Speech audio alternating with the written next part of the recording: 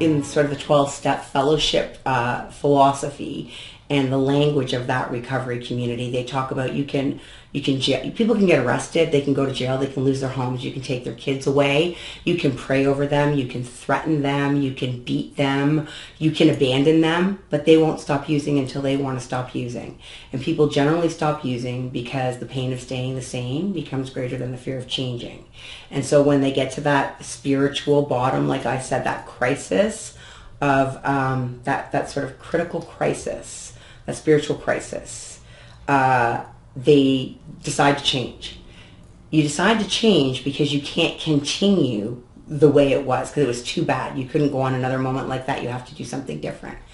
That will only carry you so far, because when you stop and you make that change, gradually the circumstances that drove you to that point start going away. You start feeling good.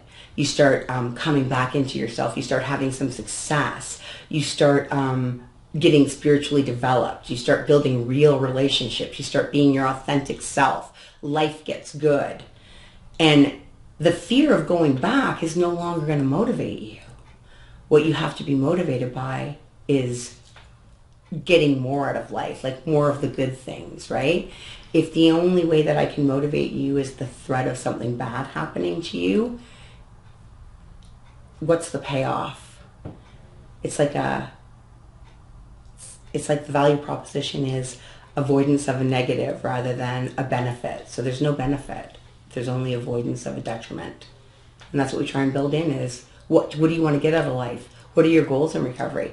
Not just stopping drugs. So you've stopped drugs. Now, how are you going to reward yourself? What are you going to get for stopping drugs? Not what are you going to not have to suffer through anymore. If you or a loved one are looking for help with substance abuse, call our 24/7 helpline at 1-800-615-1067. A caring addiction advisor is awaiting your call.